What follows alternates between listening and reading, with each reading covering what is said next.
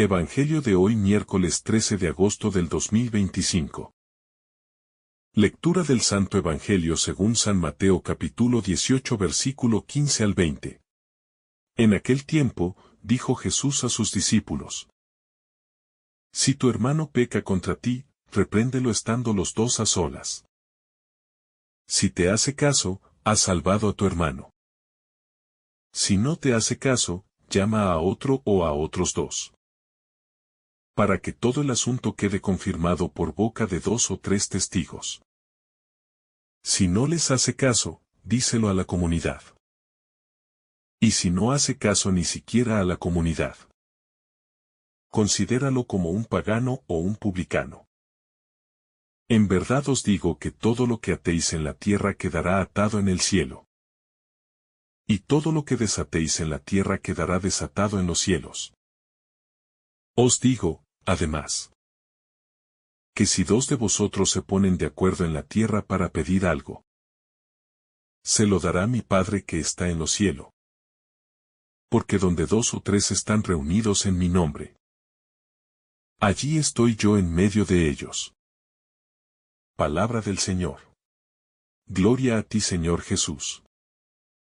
En este pasaje del Evangelio, Jesús nos presenta una enseñanza profundamente práctica y al mismo tiempo profundamente espiritual sobre cómo resolver conflictos dentro de la comunidad cristiana.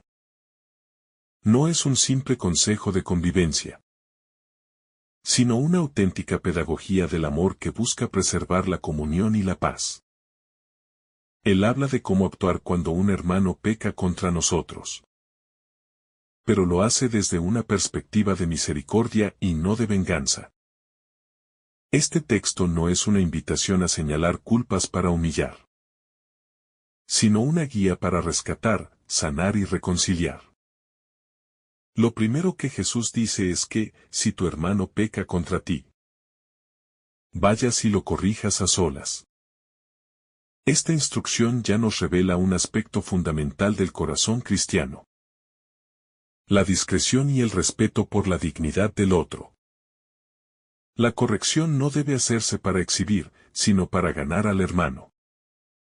En un mundo donde los errores de los demás se exponen fácilmente en público, Jesús nos invita a la intimidad del diálogo sincero, evitando la humillación.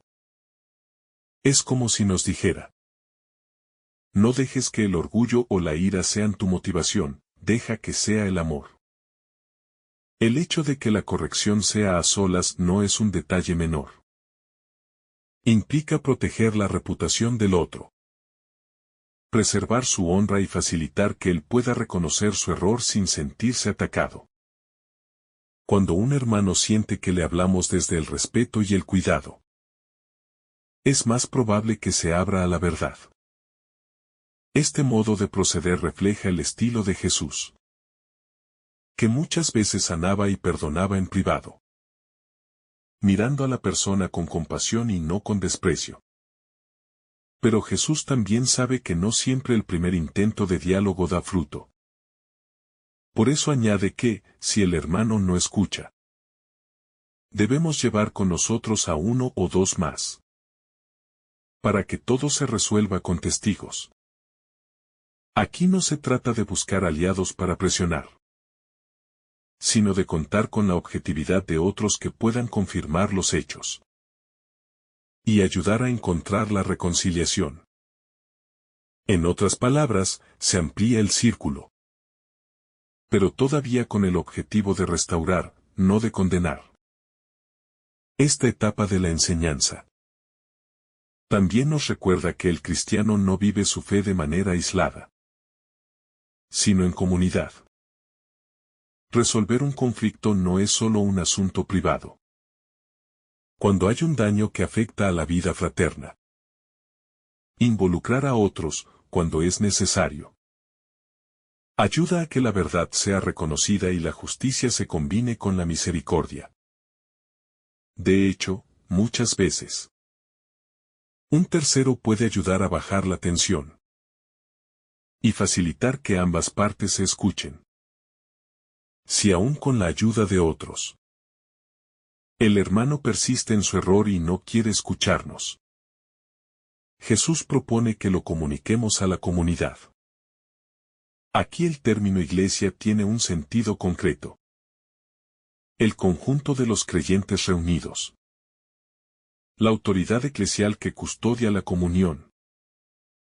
Este paso es delicado, pues ya implica reconocer que el asunto ha afectado la paz de todo el grupo. No se trata de un juicio público por venganza, sino de un acto de responsabilidad para que el mal no se normalice ni se extienda.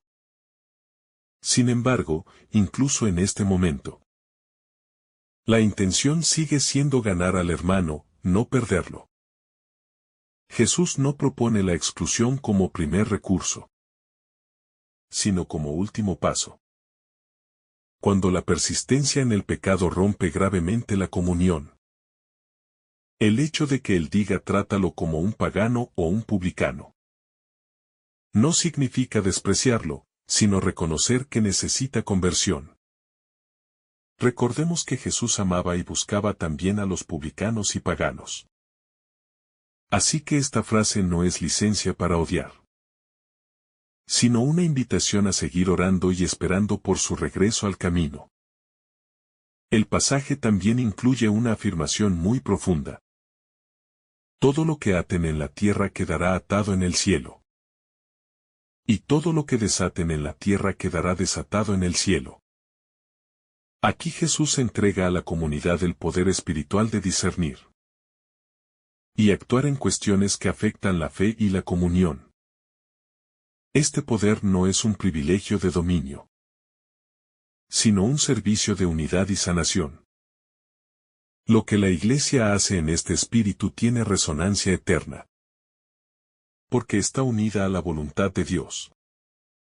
El poder de atar y desatar se entiende como la autoridad para abrir o cerrar caminos de reconciliación, según las disposiciones del corazón de las personas implicadas. Si un hermano se arrepiente, se desata su culpa y se le integra. Si persiste en su rechazo, permanece atado a las consecuencias de su decisión. La Iglesia, actuando en el amor de Cristo, hace visible en la tierra la justicia y la misericordia de Dios. Luego Jesús nos habla de la fuerza de la oración comunitaria. Si dos de ustedes se ponen de acuerdo en la tierra para pedir algo, mi Padre se lo concederá. Aquí se nos revela que la unidad en la oración tiene un poder inmenso. No se trata de magia, sino de la realidad de que cuando los corazones se alinean en la caridad y en la voluntad de Dios, el cielo mismo se abre para escuchar. La oración en común es, por tanto, el alma de la vida fraterna y el sostén de toda reconciliación. Este pasaje también nos recuerda que Jesús está presente donde dos o tres se reúnen en su nombre. No se trata de una simple frase para animar pequeños grupos, sino de una verdad teológica y pastoral.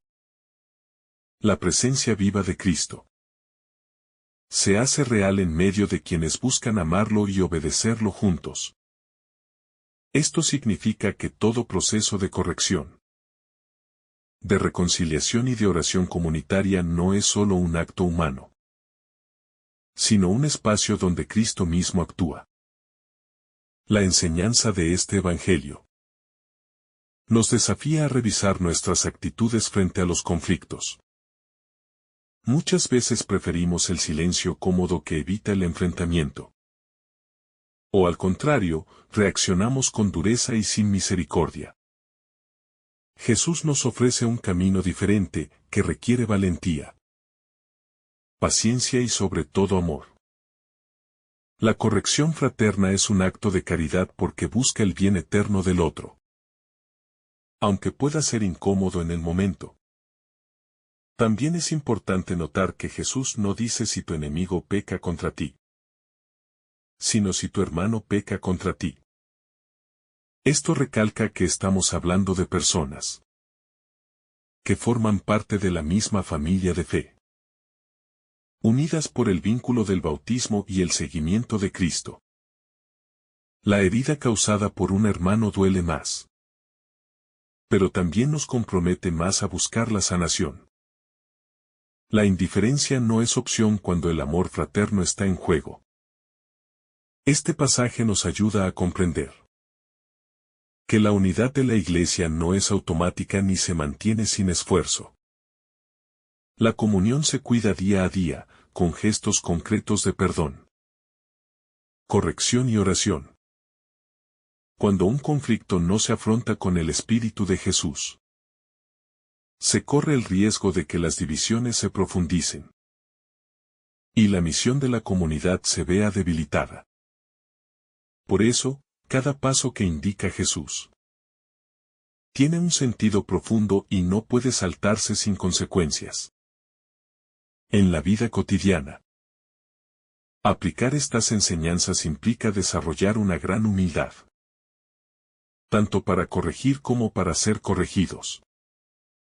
Necesitamos un corazón dócil al Espíritu Santo. Si nos dejamos llevar por el orgullo, la corrección se convierte en ataque. Si nos dejamos dominar por la soberbia, no aceptaremos reconocer nuestros errores. La humildad abre la puerta al perdón y a la paz. Jesús no propone una corrección basada en el poder, sino en el servicio. El que corrige debe hacerlo como un hermano que ama, no como un juez que condena desde una supuesta superioridad moral. Al mismo tiempo, el que recibe la corrección debe recordar que quien se la da busca su bien. Esto requiere una madurez espiritual, que solo se alcanza con oración y vida en el Espíritu. Este texto también nos muestra que el perdón y la reconciliación no son procesos improvisados. Jesús establece un método que combina prudencia, paciencia y progresividad. No se trata de resolver todo en un instante, sino de dar tiempo y oportunidades para que el corazón se abra a la verdad. Este proceso refleja el modo en que Dios mismo trata con nosotros. Nos llama una y otra vez, nos corrige con suavidad y espera nuestro retorno. A nivel personal, esta enseñanza nos invita a preguntarnos: ¿cómo reacciono cuando alguien me corrige? ¿Recibo las palabras como una ayuda o como una ofensa? Y también me preocupo por corregir con amor a quienes se alejan del camino. ¿O me quedo en silencio por miedo al rechazo? La fidelidad al Evangelio nos pide superar tanto la indiferencia como la agresividad, para vivir la corrección fraterna como un acto de auténtico amor cristiano. A nivel comunitario, este pasaje nos recuerda que la Iglesia es una familia donde las heridas de uno afectan a todos. No podemos permitir que el pecado, el rencor o la división destruyan el testimonio que debemos dar al mundo. La corrección fraterna, bien vivida, se convierte en un signo poderoso de que el amor de Cristo es más fuerte que cualquier ofensa.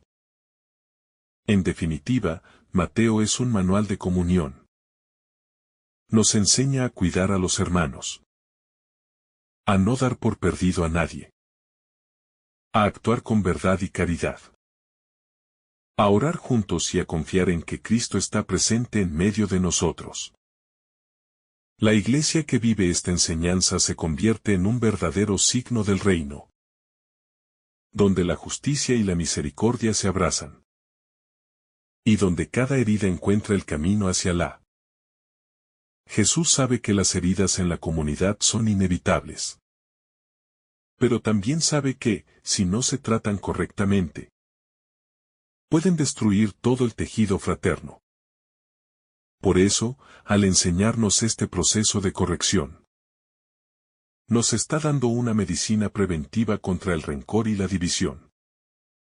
Cuando alguien nos ofende, nuestra reacción instintiva Puede ser responder con la misma moneda o guardar resentimiento. Pero eso solo envenena el corazón. En cambio, buscar el diálogo directo es como abrir una ventana para que entre aire fresco y la luz de la verdad. Disipe las tinieblas de la desconfianza. El mandato de ir a solas es profundamente humano y profundamente divino a la vez. Es humano porque respeta la dignidad de la otra persona, evitando la humillación pública. Es divino porque imita la forma en que Dios trata con nosotros. En la intimidad del corazón. Hablándonos en silencio. Corrigiéndonos con paciencia, y no exponiendo nuestras debilidades ante todos. Así, la primera etapa no es para avergonzar, sino para invitar a una conversión desde la confianza. Sin embargo, Jesús sabe que no siempre se logrará la reconciliación en ese primer encuentro. Aquí aparece la segunda etapa. Si no te escucha, lleva contigo a uno o dos más. Esto tiene un sentido de justicia y equilibrio. Pues la presencia de testigos ayuda a que no haya tergiversación de los hechos. Pero también añade un peso de responsabilidad al hermano que se resiste a reconocer su falta. Ya no es solo la voz de uno, sino la de varios, buscando el bien de la comunión. Esta segunda etapa nos enseña que la corrección fraterna no es un acto aislado, sino un proceso que implica paciencia y perseverancia. Muchas veces queremos que todo se resuelva en el primer intento. Pero las heridas del corazón humano a veces necesitan tiempo para cerrarse. La comunidad, al involucrarse, se convierte en un espacio de acompañamiento y sanación. No en un tribunal de condena. Si incluso con la presencia de otros el hermano no escucha. Jesús indica llevar el asunto a la comunidad. Esto no debe interpretarse como una exposición pública para destruir, sino como un último recurso de amor. La comunidad, reunida en el nombre de Cristo, tiene la autoridad de discernir y exhortar, buscando que esa persona vuelva a la comunión. El objetivo nunca es expulsar, sino recuperar al que se ha perdido. Ahora bien, si finalmente la persona persiste en cerrar su corazón, Jesús dice que sea tratada como un gentil o un publicano. A primera vista, esto puede parecer una sentencia de exclusión. Pero si miramos la forma en que Jesús trataba a gentiles y publicanos, veremos que no es una invitación al desprecio, sino a seguir amando y orando por ellos, aún desde la distancia. Es reconocer que ya no camina en la misma sintonía, pero no se deja de buscar su salvación. Este pasaje nos enseña que el amor cristiano no es permisivo ni ingenuo. Amar no significa dejar pasar las injusticias, o permitir que el pecado destruya la comunidad. El verdadero amor corrige, llama a la verdad y, si es necesario, marca límites que protejan el bien común. Por eso, esta enseñanza es un equilibrio perfecto entre misericordia y firmeza. Jesús continúa con una afirmación poderosa. Todo lo que aten en la tierra quedará atado en el cielo. Aquí se nos revela que la vida comunitaria en la Iglesia tiene una dimensión celestial. Las decisiones que tomamos, guiados por el Espíritu, repercuten en el reino eterno. Esto no es un poder humano, sino una autoridad confiada por Cristo mismo a su pueblo. El atar y desatar no se refiere solo a disciplina eclesial, sino también al perdón. Cuando perdonamos en la tierra, el cielo confirma ese acto. Cuando retenemos el perdón por causa justa, también hay un eco espiritual. Esto nos hace conscientes de la enorme responsabilidad que tenemos en nuestras relaciones. Nuestras acciones y omisiones tienen peso eterno. La enseñanza se enriquece con otra promesa. Si dos de ustedes se ponen de acuerdo para pedir algo, mi Padre se lo concederá. Aquí Jesús subraya el poder de la unidad en la oración. Una comunidad dividida no tiene fuerza espiritual. Pero cuando hay reconciliación y concordia, el clamor que sube al cielo es poderoso y eficaz. El acuerdo al que Jesús se refiere no es una simple coincidencia de palabras, sino una unión de corazones en la voluntad de Dios. Esto significa que la corrección fraterna y la reconciliación no son solo asuntos humanos, sino también espirituales. La oración compartida es la expresión más alta de la comunión restaurada. También debemos entender que a veces, incluso siguiendo todos los pasos, la reconciliación no llega. En esos casos, el Evangelio nos enseña a dejar en manos de Dios lo que nosotros no podemos resolver. La oración y la paciencia son semillas que, en el tiempo de Dios, pueden dar fruto. El atar y desatar también nos recuerda que hay un juicio final, y que nuestras decisiones aquí tienen consecuencias eternas. No podemos tratar a la ligera los conflictos y las divisiones, porque ellos afectan directamente a nuestra relación con Dios. Por eso, cada paso que damos en el camino de la reconciliación es una inversión en nuestra eternidad.